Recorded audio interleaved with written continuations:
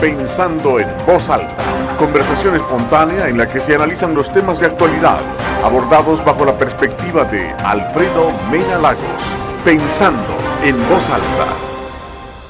Buenos días, bienvenidos a Pensando en Voz Alta. Hoy tengo el gusto de tener con nosotros a mi buen amigo, compañero de luchas políticas y deportivas, y con quien compartimos muchas de las preocupaciones que tenemos los salvadoreños. Le quiero dar la bienvenida a Hugo Barrera. Bienvenido, Hugo. Gracias, Alfredo, que un gran gusto estar contigo aquí. Estamos a la orden. Gracias. Como dicen en el campo, salgamos del maíz picado primero.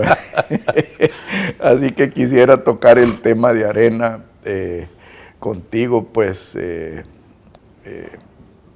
platicamos mucho sobre los problemas internos, que se ignoró el mandato del Congreso y muchas de las cosas que iban a generar una cuestionable legitimidad si se hubiera salido adelante con la... Yo no le llamo elección del presidente, le llamo selección del gerente, porque no era ni elección ni él tampoco el presidente. Así que me gustaría que empezáramos tal vez con un diagnóstico de lo que cabe suceder, Hugo. Bueno, mira, yo renuncié del COEN hace aproximadamente un mes. La renuncia motivada realmente porque yo creo que la apreciación no ha estado del todo bien realmente.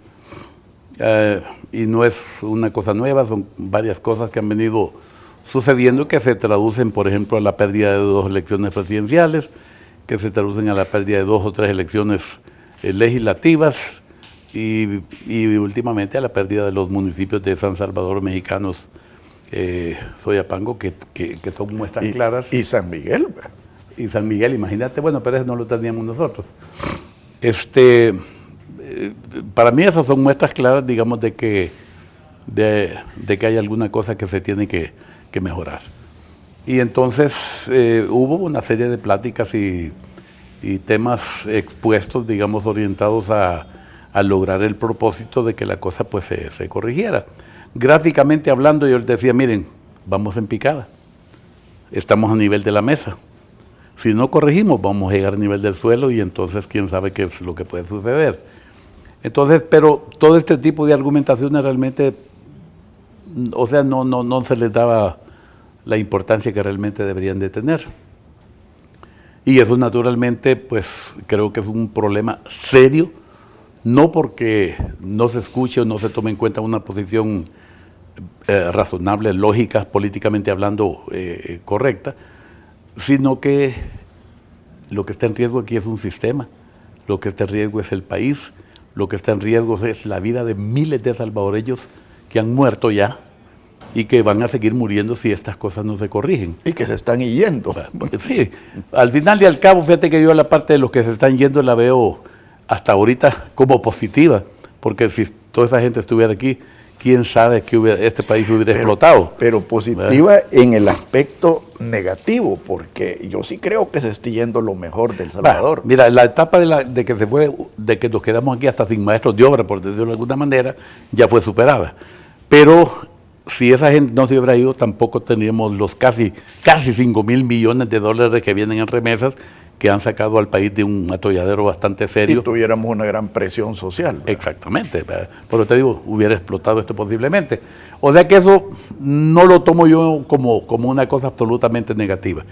Pero el problema es los otros que se han ido, o sea, los que han perdido la vida, ¿verdad? Los que han salido afectados en sus, materialmente hablando, digamos, mirá lo que pasó hace poco ahí en la colonia de Guatemala. Entonces, todo ese tipo de cosas que no se han podido resolver adecuadamente en estos casi 7 años de gobierno del Frente, y que si no se corrige a tiempo, pues entonces yo no sé hasta dónde podrían llegar estas situaciones. Entonces, se trata realmente de hacer las cosas de tal manera que nosotros podamos retomar el control de ciertas situaciones que nos permitan, o sea, ya con la experiencia que se ha ganado después de la guerra, comenzar a darle una forma diferente de solución a los problemas. Pero que no solo es el tema de la inseguridad, el tema de la inseguridad en este momento es lo que más duele. Pero definitivamente hay otro montón de cosas que tienen que ver con el entendimiento o el alto nivel de comprensión que se debe de tener lo que significa el sistema que nosotros defendemos. Porque algunas veces parecería que nosotros mismos no entendemos de qué se trata el sistema que estamos defendiendo o en el que pretendemos vivir. Y eso me refiero a que aquí estamos hablando de que este sistema, y me refiero al sistema capitalista, al cual yo respeto y admiro muchísimo, se compone de dos elementos fundamentales, que es el capital y el trabajo, o sea, los empresarios y los trabajadores. Y que en este concepto no se puede manejar el sistema viendo las cosas solamente desde uno de los puntos de vista, sino que tiene que ser de los dos puntos de vista, o sea, de todos los que de una u otra manera colaboramos o contribuimos al desarrollo del país a través de nuestras actividades, en algunos casos invirtiendo y en otros casos trabajando. A eso me refiero.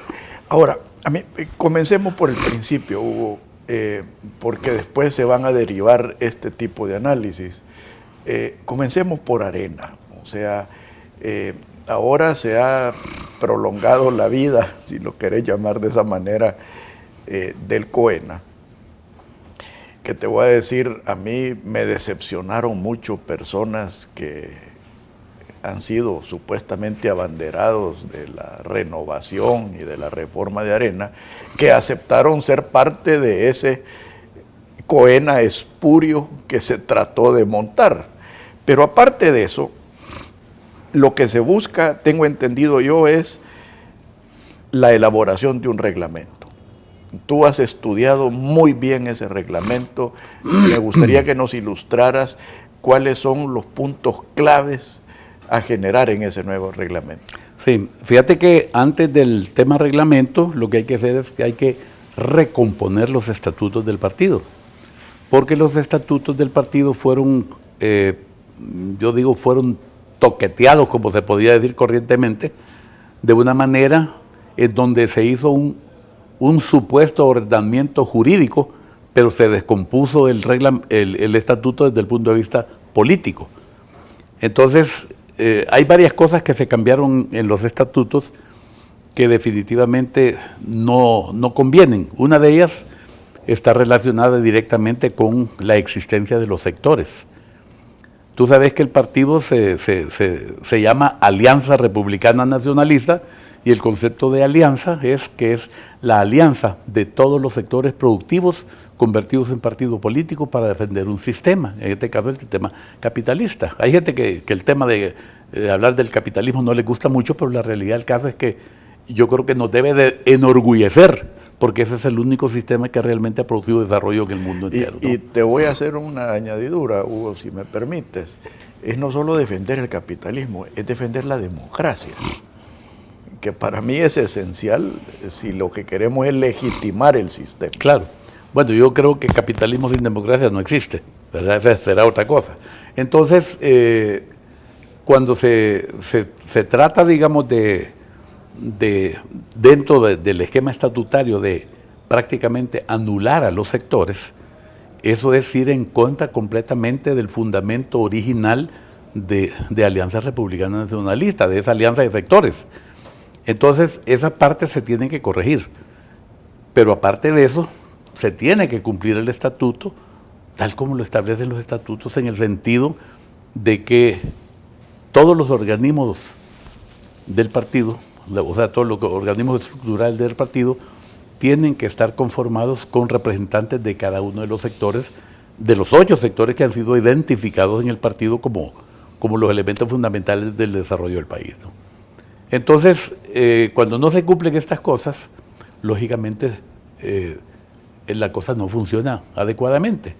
Y esas son las partes que hay que corregir primero en el estatuto para dejarlos totalmente claro, totalmente definido, y una vez que el estatuto esté recompuesto a como debe de ser, entonces debemos de entrar en el proceso de las diferentes reglamentaciones que se han atrasado un montón de tiempo, pero fundamentalmente de la primera que hay que hacer, que es crear el reglamento para la elección de, no solamente en este caso del COENA, que con ese ya bastaría, pero luego tiene que venir el reglamento para elegir a la comisión política. Y luego el reglamento para la elección del Tribunal de Ética del partido, que son como los tres elementos, digamos, que sean... Los tres poderes internos. Sí, exactamente. Entonces, y aparte de eso, hay una serie de otros reglamentos para asambleas departamentales conjuntas, para directivas municipales conjuntas, para los sectores también que tenés que crear los reglamentos. Pero en este momento, una vez que se haya recompuesto la parte estatutaria, tenés que arrancar primero con el reglamento para elegir al COENA, que es lo que viene inmediatamente. Ahora, aquí hay varias cosas. Una, primero, hubo una asamblea general el fin de semana pasado, que desde mi punto de vista era completamente innecesaria. ¿Por qué? Porque el estatuto mismo te establece que cuando por cualquier circunstancia no se desarrolle la asamblea general en la que se tiene que elegir al COENA, los que están en funciones continúan hasta que se dé el evento. No dice un año. Ahora, pero te voy a decir, yo desde afuera, viendo los toros desde la barrera, yo siento que esa asamblea de la semana pasada fue un intento de relegitimarse, porque se habían deslegitimado tanto que a ellos creo yo que en el fondo les preocupaba ese proceso de deslegitimación. Bueno, si esa fue la intención, yo no creo que se haya logrado realmente. Pues para vos y yo, para nosotros. No, mira, el asunto es que esta asamblea, que en primer lugar no se debió haber producido, porque no era necesaria, porque el estatuto, administrativamente hablando, ya establece un mecanismo de cómo se tiene que hacer cuando no se produce la elección del COENA. Sin embargo, se inventaron esta asamblea que yo creo que no ayudó en nada, más bien yo creo que perjudicó en el fondo. Alguien logró su propósito posiblemente, pero es un propósito que no es de beneficio ni para el partido, ni para el sistema, ni para el país. Y esas son las cosas a las que hay que ponerle un poquito de cuidado, ¿no? Entonces, la parte estatutaria, como te repito, hay que corregirla para después hacer el reglamento. Ahora, el reglamento definitivamente que tiene que estar elaborado de tal manera que permita que las cosas se den respetando la voluntad de la gente del partido. Yo creo, y ese es mi punto de vista, que pensar en este momento en hacer una elección del COENA votando solamente cierto número de personas, correcto, no es sano, era mejor esperarse. No es ni sano ni democrático.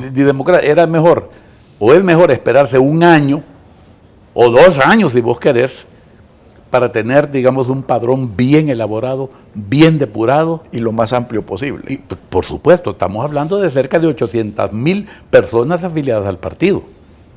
Entonces, pero ponerle que entre los que se han ido, los que se han muerto, etcétera, pues que llegaron... Los que no son activos. Sí, a lo mejor llegas a ponerle a 500,000 personas. Eso ya es otra cosa. Está hablando de una votación nacional. Y eso sí daría, digamos, lugar a pensar en que lo que se está haciendo va a estar orientado, digamos, a elegir a las personas que más convienen para dirigir el partido, digamos, y no a las que más deseos tienen de estar en las posiciones, ¿verdad? Entonces, el punto de vista o la diferencia, digamos, ha estado más o menos en ese ámbito. Ahora, el reglamento, lógicamente, tiene que tener una serie de condiciones. En muchos casos se habla de elegir una planilla, en muchos casos se habla de elegir por cargo a las personas. Se ha platicado, por ejemplo, bueno, ¿qué pasaría si hay 3 planillas? ¿Se podía permitir el voto cruzado? Yo en lo personal creo que sería ideal.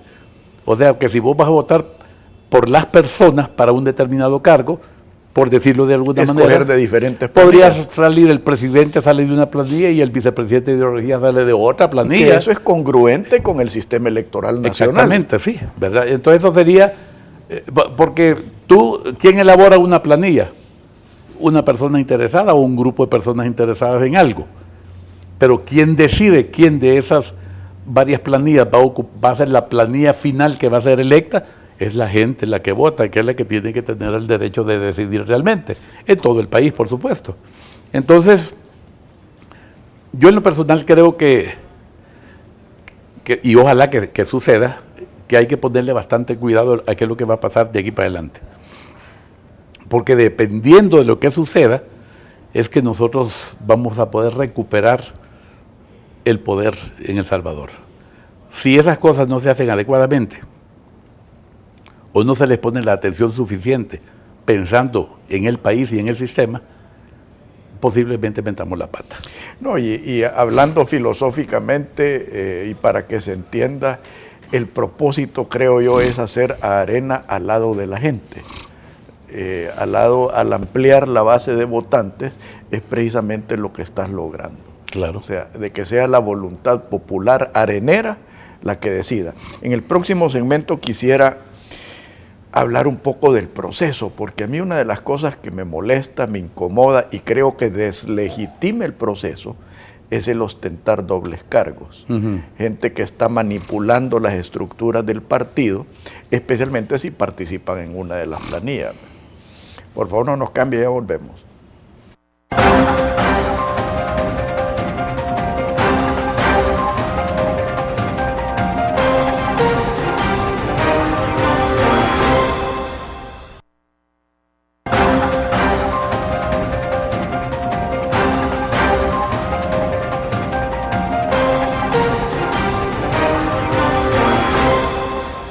Hugo, tal como te decía yo al final del segmento anterior, es importantísimo, creo yo, separar a las dirigencias del proceso en sí. O sea, no podemos tener juez y parte en el proceso. ¿Qué has pensado que se debe de hacer? Bueno, ese es uno de los elementos que salieron del Congreso. Acordate una cosa también, el Congreso produjo 7 puntos que fueron ratificados por una Asamblea General. O sea que la Asamblea General, al ratificarlos, está ordenando a la autoridad, digamos, ejecutiva, que en este caso es el COENA, cumplir aquello, hace más de un año. Se fue dilatando, no se cumplió. Y no se ha cumplido todavía, desde mi punto de vista, ninguno de los temas. Son temas delicadísimos. Por ejemplo, dentro de los miembros del COENA, esos 7 puntos fueron repartidos en 2 miembros del COENA por cada tema. Quedaron los 2 miembros del COENA responsables de desarrollar y proponer pues, las soluciones a esto. Al doctor Oscar Santamaría y a mí nos tocó el tema de la defensa del voto. Eso fue tratado en el momento y más o menos en unas 3 semanas se produjo un resultado final que dio como resultado final, digamos, la creación de una Comisión Nacional Permanente para la Defensa del Voto y con todo su reglamento y todo lo demás, más o menos en unas 3 semanas. Y por supuesto se pasó al COENA y el COENA lo pasó a la Comisión Política para su aprobación. Ahí más o menos se tardaron 6 meses en aprobarlo y al final se aprobó en unas condiciones un poco no muy claras, cristianas, que digamos. Y no se aprobó el presupuesto tampoco. Pues, entonces eso retrasó una cosa que era tan importante para la elección que ya venía, que era la legislativa, que al final salimos únicamente con 35 diputados, en lugar de los 43 que se necesitaban para tener de verdad una cuota de poder, ¿no? Entonces, de eso, los otros elementos o los otros 6 puntos, digamos, realmente no, creo que nadie presentó propuestas concretas.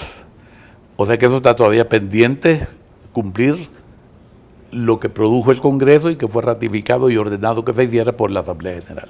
Esas son las cosas que yo en lo particular considero que se les tiene que poner mucho cuidado.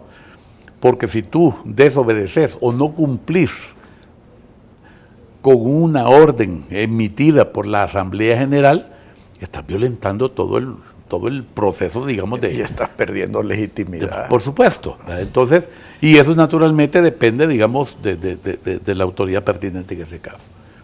Aquí hay otro tema que es importante tocar y es el hecho de que en el estatuto está claramente establecido que a quien le corresponde aprobar los reglamentos que se preparen es a la Comisión Política, que fue lo que pasó cuando se hizo este reglamento para la defensa del voto. Se pasó al COENA porque el COENA había encomendado hacerlo y el COENA lo pasó a la Comisión Política para su aprobación. Fue aprobado, no le hicieron ni una coma de modificación, pero solamente que pasaron 6 meses, digamos, antes de eso, ya no sirvió prácticamente para el momento de aquella elección. Pero aquí es donde hay que tener cuidado, porque a la Comisión Política no le corresponde elaborar los reglamentos, le corresponde aprobarlos. Y por tradición, aunque no esté claramente establecido en el estatuto, a quien le ha correspondido elaborar el reglamento es al COENA a través del nombramiento de comisiones. Y esas comisiones elaboran el anteproyecto, se lo pasan al COENA, el COENA lo aprueba y lo pasa a la comisión ya como proyecto. Eso hay que tener mucho cuidado, creo yo, para evitar que a alguien, porque si la comisión política, por ejemplo, elabora el reglamento, que es lo que pasó hoy para esta elección, que se dio al traste pues porque quedó solamente una planilla, si la comisión política lo elabora y además lo aprueba, entramos en lo que tú decías de juez y parte. Entonces, lo elabora por estatutos, digamos, El COENA. el COENA. El COENA, no el COENA en sí, no, pero una comisión. Y esa comisión lo elabora, se lo presenta al COENA lo aprueba y lo pasa donde corresponde para su aprobación. Así es el camino, estatutariamente hablando. Y por la costumbre, que toda la vida ha sido así, que el COENA lo ha elaborado. Entonces, esas partes yo sí siento que hay que ponerles muchísima atención y mucho cuidado para no violentar, por un lado, el estatuto y para no crear aquel mecanismo, digamos, de que una instancia va a ser juez y parte. Y violentar el espíritu del... Por supuesto, de todo, ahí de todo se afecta a todo, ¿no? Entonces esas son las partes. Ahora, reglamentos son un gran montón de reglamentos los que hay que hacer, pero en este momento lo importante es el reglamento para elegir el COENA, que es lo que está más inmediato. Ahora, aquí está la parte esa que yo creo que ahí le faltó una pequeña palabrita al acuerdo ese que tenía que decir, no es que este COENA se prorroga por un año, sino que hasta un año, si vos querés ponerlo de esa manera, porque el estatuto ordena que cuando no se da la asamblea esa, como dije ya anteriormente, entonces los que están siguen hasta que se produzca el evento. Y este evento se va a producir después de que sucedan dos cosas: que se recomponga el estatuto y que se haga el reglamento para la elección del COENA. Una vez que esas dos cosas estén hechas, entonces se convoca la elección y luego, que puede ser un día después, 2 días después, una semana después, pero yo creo que no es conveniente hacerlo el mismo día, se convoca a la asamblea para ratificar el resultado de la elección de los miembros del COENA que se vaya a producir en aquel momento, ¿no? Ahora, ojalá, que yo espero que así va a ser, que salgan varias planillas, pero ojalá también que en el reglamento que se prepare se permita, digamos, el voto cruzado. O sea, el voto libre realmente es de que vos votés porque... Por la persona y que tiene rostro, igual como ya se está haciendo con la elección, digamos, las elecciones nacionales o municipales. Entonces, que eso vendría a dejar a la gente completamente satisfecha. Ahora, ¿qué es lo que sucede con esto? Yo en lo particular creo que había que retrasar un poco el tema de la primera elección del COENA. Pero cuando hablo de retrasarlo me refiero a acelerar todos los procedimientos que se tienen que hacer, incluyendo, digamos, la estructuración adecuada del padrón propio nuestro de partido, que lo tenemos bastante adelantado. Lo que hay que hacer es una depuración que, si nos ponemos las pilas, como dicen los hipotes, esa es una cosa que, yo no sé, en 3-4 meses puede estar completamente lista para hacer una elección ya como debe de ser, ¿no? O sea, por lo menos en los 14 cabeceras departamentales, porque tal vez llegar hasta los 262 municipios como que tal vez sería la grada siguiente. Pero sí, creo yo que había que darle una importancia bien grande a esta parte. Y si eso se lograra hacer, entonces lo que puede suceder es que se tenga, digamos, a las personas o la calidad de personas con los conocimientos políticos suficientes. Acordémonos una cosa, Alfredo, que en este asunto político es la gran diferencia, que algunas veces nosotros mismos no lo captamos muy adecuadamente, es que aquí no se trata ni de asuntos profesionales, ni de carreras académicas, se trata de entendimiento de los problemas comunes y corrientes de la población a los cuales los políticos tenemos que resolverlos. Y en esto estás hablando, por ejemplo, del tema de la inseguridad. El tema de la inseguridad tú estás pidiendo que es una cosa dantesca ya, una cosa que aparentemente no se le mira fin a esta cosa. Sin embargo, sí tiene solución y pronta.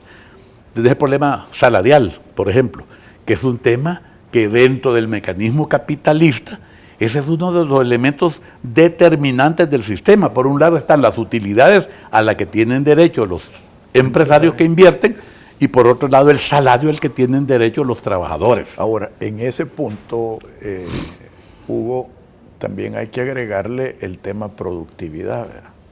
Porque para mí el salario debe de ir íntimamente y directamente ligado a la productividad. Por supuesto. Porque si no hay productividad, no puede haber. Sí, bueno, estamos hablando que un sistema como el que nosotros defendemos, y balanceado, en el buen sentido de la palabra, digamos, eso es como de cajón, es un hecho. Digamos, porque ningún empresario va a atender a nadie que no puede pagar, que no puede pagar o que no rinda lo suficiente, pues. Pero ese es un mecanismo ya de control administrativo de cada quien.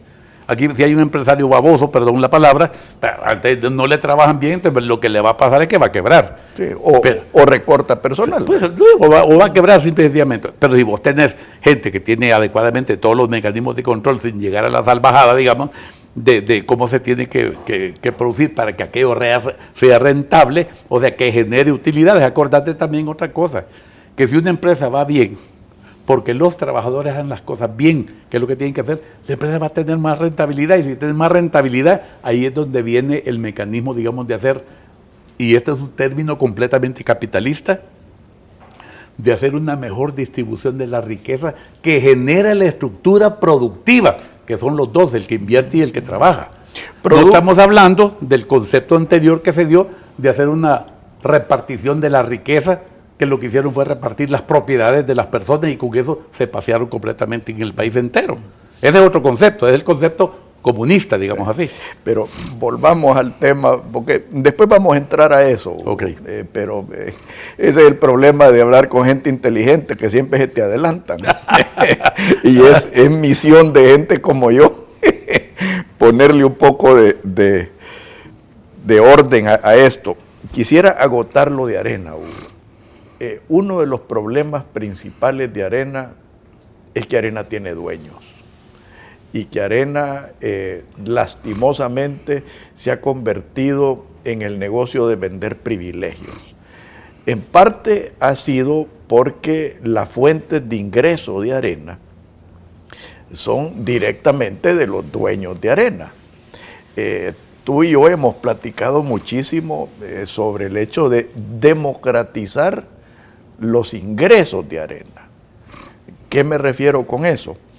Que cada persona de Arena que ostente un cargo público y que viva del erario nacional tenga la obligación de aportar un porcentaje.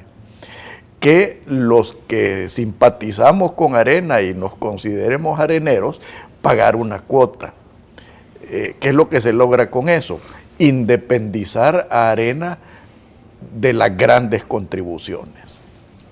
Mira, en eso estamos totalmente de acuerdo, pero te quiero aclarar una cosa. Yo no acepto el término ese de los dueños de Arena, que son los que manipulan o deciden para favorecerse de alguna manera. Ya vamos a hablar de eso. Sí, porque yo creo que hay una dirigencia, y si la dirigencia es firme o es aguada, entonces esos elementos que vos decís, o obediente, esos elementos que tú decís, aprovechan las circunstancias para aprovechar de la situación, valga la redundancia. Entonces, esa es una cosa. Hace aproximadamente unos 7, 8 años, creo yo, presenté yo un plan nacional para la recaudación permanente del partido, con lo cual se lograba lo que tú decís, la independencia económica de un instituto político, que desde mi punto de vista es importantísimo, es el concepto de independencia económica. Es esencial. Por eso. Ahora, eso no quiere decir que tú no vas a aceptar aportes de nadie. Es más, te digo una cosa, si vos sos independiente económicamente hablando como instituto político, seguramente esos grupos te van a dar más. Exactamente. Porque ya se van a dar cuenta que no los necesitas, pues, para desarrollar tu trabajo político. Al margen está la labor que pueden hacer invirtiendo, generando empleo y todo lo demás, para lo cual hay que cumplir también lo que establece la Constitución en el numeral 11, si no mal recuerdo, del artículo 131, en donde ahí es obligación prácticamente de la Asamblea crear mecanismos de incentivos fiscales o de cualquier naturaleza para promover las inversiones desconcentradamente, no todas en la capital. Y también debería ser para promover la democracia. Por supuesto, ¿verdad? Entonces, mira, yo siento que hay un montón de cosas que están ya solucionadas en la Constitución, otras que están solucionadas en los estatutos del partido, siempre y cuando los cumplas. Pero si no se cumple ni la Constitución, ni se cumplen los estatutos de un partido político, entonces, ¿qué querés? Lo que vas a tener es un soberano relajo en donde el resultado va a ser la pérdida del poder, que es lo que nos ha pasado hasta ahorita. Y se convierte en un atentado en contra del sistema. Olvidémonos del sistema capitalista, en contra de la democracia. Yo te quiero mencionar algo que yo sé que no va a caer muy bien, pero como dicen los hipotes, me vale pepino. El asunto es el siguiente, mira, incluso en la última asamblea se habló, digamos, de los enemigos y los detractores. ¿En cuál estamos nosotros? Espérate. Sobre el tema de que se ha dado a la tarea de decir que somos la primera fuerza política de El Salvador. Y yo en lo personal no creo, no lo somos. No es que no creo, no lo somos, punto. ¿Por qué no lo somos? Somos el partido que tenemos más diputados en la Asamblea que los demás. Pues no tenemos el poder. Es que la fuerza se mide por la cuota de poder Correcto. que un instituto político tiene, no por el número de diputados. Ahora, si vos me dieras que tenemos 44, 45 diputados, entonces yo te creería que somos una fuerza política importante y determinante en El Salvador. Pero cuando viene alguien y me dice que con 35, que solo porque tenemos 35 diputados más en la Asamblea somos la primera fuerza política del país, entonces yo eso no lo acepto. Porque en primer lugar, no soy baboso para aceptar una cosa que no es cierto.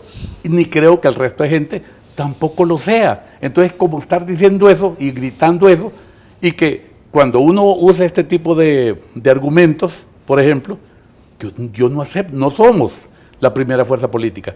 Somos el partido que tenemos más diputados en la Asamblea, pero no lo suficientes como para tener el control de la Asamblea. Entonces no hay poder, punto. Entonces, ¿por qué me voy a yo sentir detractor de Arena? Porque estoy diciendo la verdad.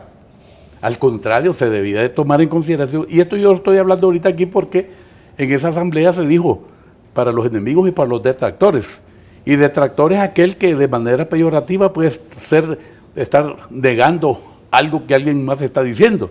Pero en este caso no es de manera peyorativa, es de manera realista. Entonces, para lo que tenemos que trabajar bien duro, pero ya, o de ayer, o desde hace un año, es para lograr tener el control de la Asamblea, mediante un buen trabajo de organización y mediante un buen trabajo de una oferta de solución a los 4 o 5 principales problemas que puede tener El Salvador, que tienen que ver con la inseguridad, que tienen que ver con los salarios, que tienen que ver con el empleo, por Dios. Si ustedes se dan cuenta, en El Salvador, yo digo que nosotros somos un país urbano, realmente, pero además somos un país cabezón. ¿Por qué? Porque en la zona metropolitana está absolutamente todo, el 90 y pico % de la actividad económica importante está entre San Martín, Lourdes Colón, Olocuilta y Apopa. Y el resto del país está absoluta y totalmente abandonado. Entonces, desde el punto de vista de generación de empleo permanente, y no hablo de maquila, estoy hablando de industria. Y de servicios. Y de servicios. ¿Qué pasaría? Mira, tenemos la plataforma de despegue, la tenemos completamente lista. ¿Qué pasaría, por ejemplo, tener la carretera longitudinal del norte? Ya vamos a entrar a eso, Hugo. Tener la carretera panamericana, carretera del litoral, puerto de la Unión, aeropuerto. Bueno, tenés todo para poder desarrollar el país como debe de ser, pero haciendo un poco de justicia, llevando 5, 6, 10 empresas a Morazán, por ejemplo, que produzcan unos 5,000 empleos permanentes. Ya vos vas a ver cómo va a cambiar el concepto de que aquel señor que vive en Morazán, que tiene que venir a trabajar a San Salvador todas las semanas y luego regresarse para allá. Pero te me estás adelantando, Hugo. En el próximo segmento quisiera que habláramos de eso y cómo Arena, como partido, le está fallando al concepto que tú estás aplicando. Y yo, antes de cerrar este segmento, sí quiero hacerme una pregunta que para mí es bien importante, Hugo. Yo no me puedo explicar cómo Arena puede alejar a personas como tú, que has estado en Arena pues casi desde el principio, se puede decir, que has tenido una destacada labor como presidente de CEPA, como viceministro de Seguridad, ministro de Seguridad, perdón, eres un empresario exitoso. ¿Qué dirigencia política no quisiera tener a gente como tú a la par? Y entonces para mí ese esfuerzo de esta dirigencia de alejarte, porque tú renunciaste, no te renunciaron, pero te alejaron, a mí me parece que ese es un síntoma de la enfermedad de Arena. Y te voy a decir, ante los ojos de ellos, tu gran defecto es ser independiente y pensante, cosa que para mí es casi suicida para un partido político, ya no se diga para un país. Bueno, mira, la renuncia no es una cosa porque estoy enfermo, por ejemplo. No es gratuita. Sí. Yo soy bastante paciente, ¿verdad? O sea, en esta cosa política uno tiene que aprender a tragar tiste sin agua. Esa es la realidad, o sea que no es fácil. Y algunas veces tenés que aguantar un montón de cosas con las que no estás de acuerdo, pero vas en el camino tratando de ver cómo las logras alcanzar. Capacidades que yo no tengo y que te admiro. Pero algunas veces también llegas al momento en donde realmente ya la cosa rebalsa, ¿verdad? Entonces, y eso no quiere decir que yo no me estoy saliendo del partido, no me estoy saliendo de la política. Pues, sí, ni yo me he salido. Si yo simple y sencillamente renuncié a mi cargo de vicepresidente de organización en el COENA porque no se me permitió organizarlo como el país y el partido necesita que se organice la situación. Y como la asamblea mandató. Así es, ¿verdad? Entonces, pero eso no quiere decir que uno no debe, obligadamente hablando, de continuar la lucha desde la trinchera que sea necesario, claro, que es lo que se está haciendo en este momento. Que es lo que estamos haciendo ahorita. Así es, y lo que hay que seguir haciendo. Entonces, y yo lo que sí creo que es importante que la gente que quede en la dirigencia ahorita o la que quede en el futuro inmediato, pues tiene que entender que la crítica debe ser analizada muy conscientemente. Y cuando haya razones de peso como para tomar en cuenta que haya crítica constructiva, hay que aceptarlo, hombre. Claro. Si es así, ¿y qué es lo que hacemos los empresarios, por Dios?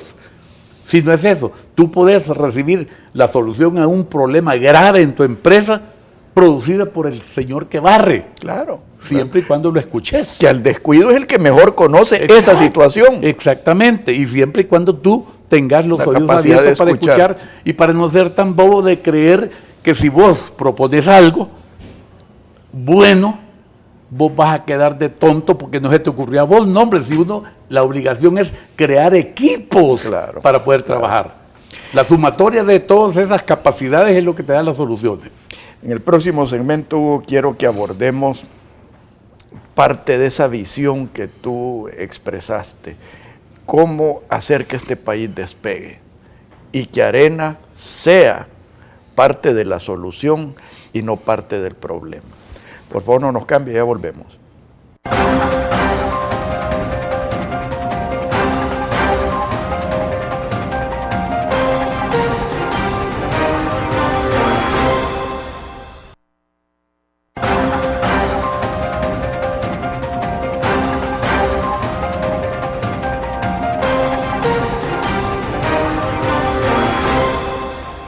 Hugo, la visión que tú expresaste de poderle dar un impulso a este país de crecimiento, de participación ciudadana, de mejorar las condiciones de vida de los salvadoreños, de todos los salvadoreños, es congruente con la visión que tú también expresaste del capitalismo.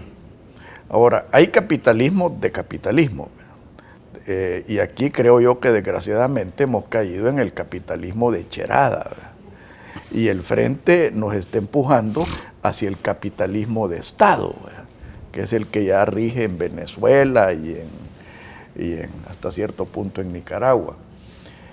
Eso atemoriza, porque es un atentado contra las libertades individuales. Te quiero poner un ejemplo, Hugo, especialmente porque tú has sido presidente de CEPA. A mí me llamó poderosamente la atención la semana pasada cuando la embajada americana retiró su apoyo técnico del proceso de modernización del aeropuerto, porque la embajada americana insistía en que fuera un asocio público-privado. En tal sentido, a mi manera de ver, eso se traduce en la concesión del aeropuerto. ¿Qué es lo que logras tú con una concesión? Primero, tener un socio estratégico que conoce la industria, que si hablamos de Fraport, que es Frankfurt Airport, es una empresa que maneja los mejores y más grandes aeropuertos del mundo. Segundo, incluyendo el de La Habana. Incluyendo el de La Habana, imagínate. Ahora, si tú te das cuenta, Hugo, de que ya el aeropuerto moderno ya no solo es un lugar a donde aterrizan y despegan aviones. Los aeropuertos se han convertido en verdaderos centros comerciales. Los aeropuertos se han convertido en las ventanas de los países hacia el exterior. Entonces, cuando tú tenés a alguien como Fraport manejando un aeropuerto, ¿qué es lo que más le va a interesar a Fraport? Tener tráfico de personas. Claro. Entre mayor, mejor. Ahora, que eso es lo que y eso también se traduce en tener la mayor parte de aerolíneas posibles utilizando tus instalaciones. ¿Qué es lo que le molesta de eso a aquellos que quieren seguir ordeñando este país? Porque lo que se pretende para ellos es convertir el aeropuerto número uno en una barrera de entrada a través de la limitada oferta de las mangas. Segundo, la manipulación de la administración. Y tercero, obstaculizar el ingreso de otras líneas aéreas. A mí me llamó poderosamente la atención, Hugo, que ni Arena, ni el Frente, ni la clase política sea capaz o tener el deseo de cambiar esta triste situación. Bueno, mira, el aeropuerto definitivamente que es un tema, pero antes que ese también está el de los puertos. Ya vamos a entrar a eso, pero no te me adelantes, por favor. Lo que pasa es que ambas cosas tienen que funcionar de la misma manera. Exactamente. Y solo te voy a hacer una pequeña referencia porque he estado oyendo recientemente hablar a gente sobre el tema del puerto de la Unión, que se terminó una plancha de concreto y que no se equipó y un montón de cosas. Y se compraron grúas obsoletas y toda la cuestión. Pero el asunto es porque, siendo yo presidente de CEPA, se hizo todo el proyecto, digamos, de concesión del sistema portuario salvadoreño, no del puerto de la Unión. ¿Por qué? Porque si vos tenías a Acajutla manejado de una manera y el de la Unión manejado de otra, simple y sencillamente ahí iba a pasar cualquier descalabre. Y el más posible era que quebrara el puerto de Acajutla. Porque el otro son gente con tremenda capacidad de manejar puertos. Debe ser complementario. Y se hizo un mecanismo de evaluación de una posible concesión. Los franceses nos ayudaron enormemente para dejar completamente terminado, por ejemplo, la ampliación del aeropuerto, que eso quedó absoluta y totalmente terminado, digamos, ya solamente para concesionarlo. Para desarrollar. Sin embargo, eso lo votaron, lo guardaron, o no sé qué lo hicieron, y se empezaron a inventar otro montón de cosas. Entonces, yo te digo una cosa, yo definitivamente creo que para que una cosa funcione como debe de funcionar en la actualidad, todo este tipo de instalaciones, no tenés que ir muy lejos. O sea, si vos te vas yo no sé cuántas compañías aéreas llegan a Costa Rica, por ejemplo. Bueno, El Salvador es el país que menos líneas aéreas por tiene. eso te digo. Inclusive Nicaragua. O sea que no tiene sentido. No tiene ¿verdad? sentido. Y Guatemala, ahí hay cualquier cantidad, hasta Jumbo llegan ahí todo.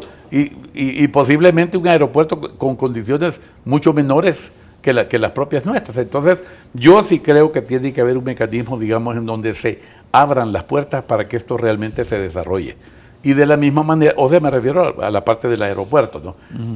Y no seguir perdiendo más tiempo con esta cosa, porque hay que ampliarlo. Ya el aeropuerto se quedó completamente atrasado en relación a las necesidades que hay en este momento en El Salvador, ¿no?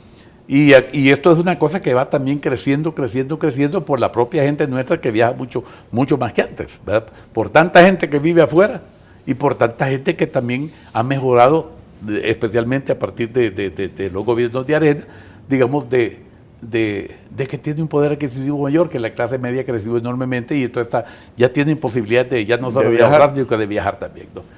Esas cosas hay que arreglarlas, en el aeropuerto, por supuesto. El tema de los puertos también, te digo, es importante. Ahí se había hecho ya también se trajeron en aquel momento 4 o 5 grandes operadores de puertos del mundo. Uno era Cato Enati, creo que se llama, si no mal recuerdo, Merckx, que estuvo también aquí. Eran 5 y vinieron aquí, interesadísimos en el sistema portuario salvadoreño, para evitar los choques de competencia inconvenientes, ¿no? Sin embargo, el puerto de la Unión se terminó, pero como el concepto era concesionarlo y que quien lo equipara adecuadamente del concesionario, pues no se equipó porque la idea no era operarlo directamente, porque nos iba a pasar lo mismo que a Cajutla, que era una cosa más o menos mediocre la que estaba ahí.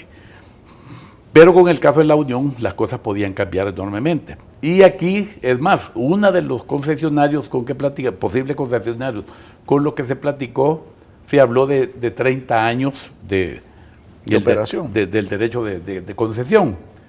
Entonces, esta persona que vino aquí, que era una señora, era la dueña principal, preguntó que si era posible ampliar el plazo. Y se le dijo que sí, siempre y cuando ellos, con sus propios recursos, rehabilitaran el ferrocarril desde La Unión hasta Santo Tomás de Castilla en Guatemala. Y la gente preguntaron que cuánto era la distancia que había de La Unión hasta Santo Tomás de Castilla. Y se le dijo más o menos que entre 380 y 420 kilómetros. Se rieron, te apuesto. Sí. Se rieron. Entonces, mire, nosotros manejamos ferrocarriles de miles de kilómetros. En la India como de 5.000 kilómetros. Sí.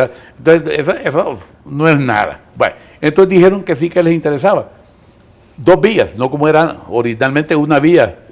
Y que si iba el tren para allá no podía venir otro resto, porque la brecha que hay eran como 35 metros, permitía tener 2 vías, uno de ida y una de venida. Y que eso vendría a salvar la situación de lo que se había hablado del paso que tenía que existir hacia Puerto Cortés por carretera, que lo cual todos sabemos que un tráfico pesado, por muy arrecha que sea la carretera, no soporta. En cambio, una línea férrea es, yo no sé, 50 o 100 veces más durable que una carretera de concreto, ¿no? Y sí les interesó y en eso vino el cambio de gobierno y ya la cosa cambió completamente, ¿no? Ya no se siguió con eso, pero aclaro que lo del puerto de la Unión nunca se habló de que nosotros lo íbamos a operar y menos a equipar, sino que eso lo iba a hacer el concesionario. Tan es así que todavía esta señora dijo, mire, ¿para qué gastaron ustedes 200 millones en hacer puerto este? Lo hubiéramos hecho nosotros. Acabamos de terminar un puerto, me dijo, en Perú creo que habían terminado un puerto ellos, que ellos lo habían construido todo, ¿verdad? O sea, lo que pasa es que hay falta de conocimiento de las personas que estaban en un momento determinado para hacer esos arreglos más adecuadamente. O demasiado conocimiento.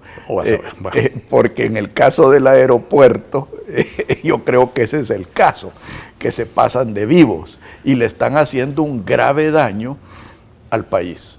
Pero a mí me duele, y te lo digo como arenero, me duele que Arena, como partido, se ha convertido en parte del problema y no en parte de la solución. Y eso es lo que hay que corregir. Exactamente. Y por eso es que hay que hacer un gran esfuerzo. Y por eso es que hay que empujar duro de la trinchera que sea necesario, hay que ayudar. Porque yo te digo una cosa, a mí no me gusta hablar así de Arena, Arena No, es una institución. esa Arena. Son algunos elementos dentro de Arena que son Así los que es. están haciendo el problema. Esa es la realidad. Entonces ahí es donde hay que tener cuidado. Y el cuidado lo tienen que tener todas aquellas personas que de una u otra manera piensan igual que nosotros o creen que lo que nosotros defendemos es lo que se debe de defender. Libertades, ¿verdad? Iniciativa de los individuos para poder desarrollar lo que estimen conveniente. Y aquí te aclaro una cosa, si la gran diferencia entre la gente del frente y nosotros consiste en dos frases.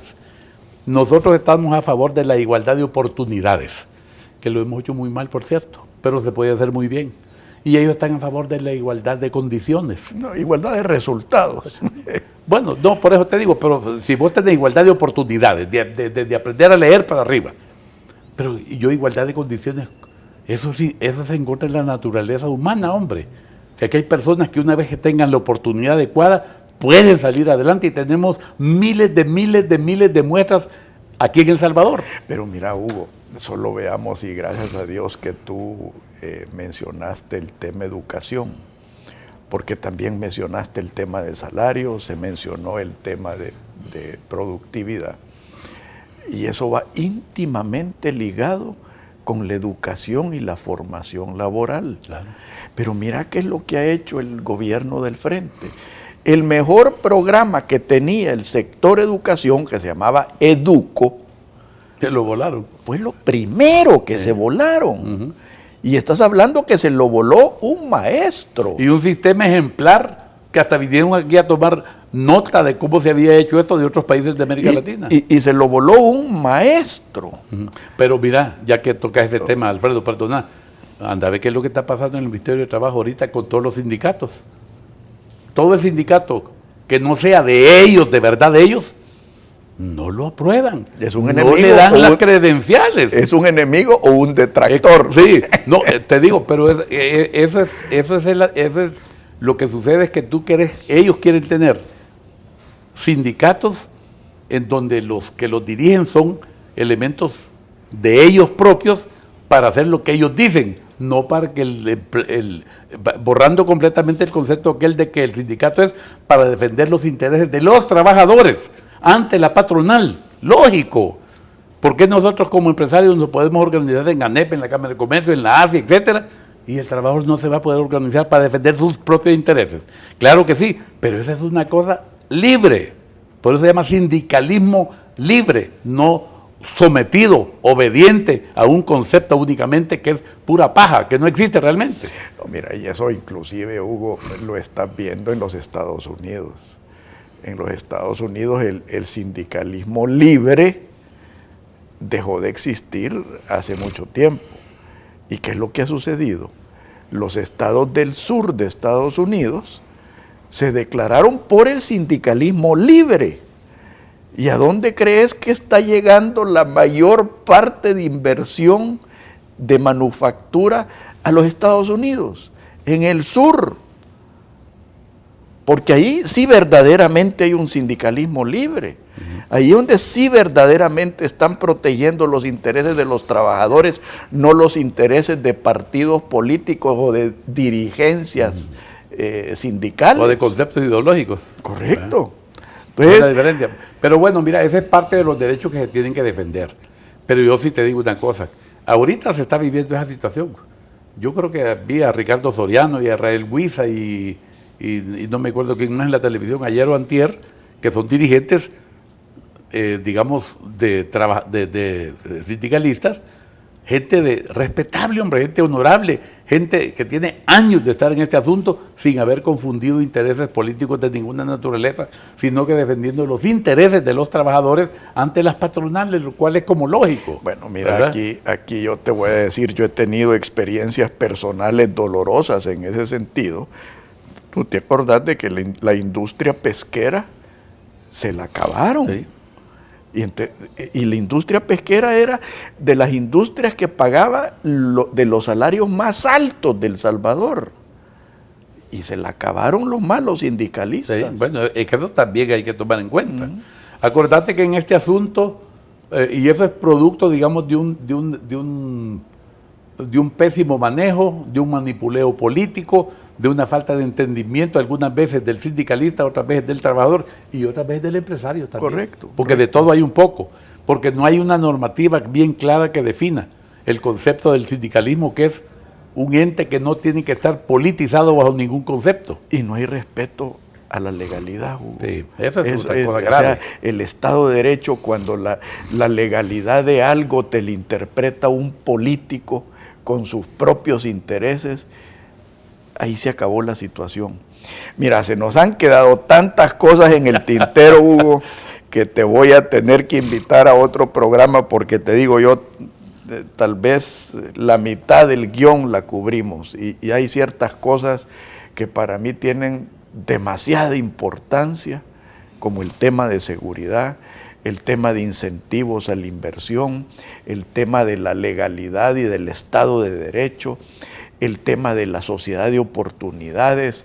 O sea, hay tantas cosas tan vitales para este país y que yo quiero que Arena sea parte de eso, que te voy a invitar a otro programa. Yo solo te aclaro una cosita nada más, lo del asocio público-privado del aeropuerto. Ponerle atención, oí bien, porque parece ser que el problema es que el asocio público-privado era, por supuesto, con alguien de Estados Unidos. Y como que se va a hacer siempre, pero con alguien de China continental, así que hay que ver eso. Para mí tiene que ser en libertad.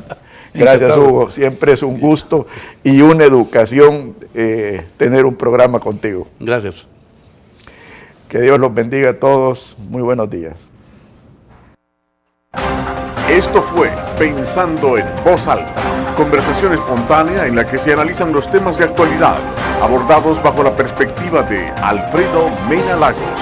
Pensando en Voz Alta.